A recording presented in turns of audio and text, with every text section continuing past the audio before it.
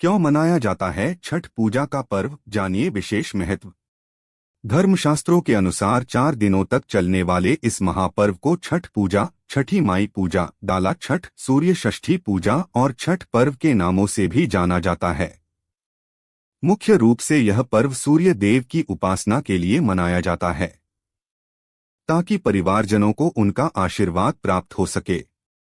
इसके अलावा संतान के सुखद भविष्य के लिए भी इस व्रत को रखा जाता है। कहते हैं छठ पर्व का व्रत रखने से संतानों को संतान भी प्राप्त हो जाती है। इसके अतिरिक्त मनोकामनाओं की पूर्ति के लिए भी छठ माई का व्रत रखा जाता है। यह महापर्व 4 दिनों का होता है, जिसे नहाय खाए, लोहंडा या खरना, संध्या अर्घ्य और उषा अर्घ्य के रूप में मनाया जाता है। नहाय खाए छठ पर्व के पहले दिन को नहाय खाए कहा जाता है। इस दिन घर की साफ सफाई करके छठ व्रती स्नान कर पवित्र तरीके से शाकाहारी भोजन ग्रहण कर छठ व्रत की शुरुआत करते हैं। इस दिन को कद्दू भात भी कहा जाता है।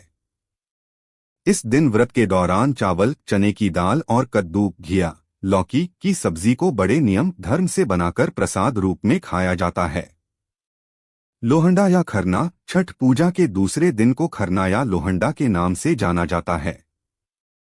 छठ व्रती दिन भर उपवास करने के बाद शाम को भोजन करते हैं, जिसे खरना कहते हैं। खरना का प्रसाद चावल को गन्ने के रस में बनाकर या चावल को दूध में बनाकर और चावल का पिट्ठा और चुपड़ी रोटी बनाई जाती है। शाम के समय पूजा पाठ करने के बाद पहले छठ व्रती यह प्रसाद खाते हैं, उसके बाद घर के अन्य सदस्यों को प्रसाद के रूप में वही भोजन मिलता है। पहला अर्घ्य तीसरे दिन भर घर में चहल पहल का माहौल रहता है। व्रत रखने वाले दिन भर डलिया और सूप में नाना प्रकार के फल, ठेकुआ, लडुआ, चावल का लड्डू, चीनी का सांचा इत्यादि को लेकर शाम को बहते हुए पानी, तालाब, नहर, नदी इत्यादि पर जाकर पानी में खड़े होकर सूर्य की पूजा करते हुए परिवार के सभी सदस्य अर्घ्य देते हैं और फिर शाम को वापस घर आते हैं। रात में छठ माता के गीत आदि गाए जाते हैं। सुबह का अर्घ्य चौथे और अंतिम दिन छठ व्रती को सूर्य उगने के पहले ही फिर से उसी तालाब, नहर, नदी पर जाना होता है जहां वे तीसरे दिन गए थे।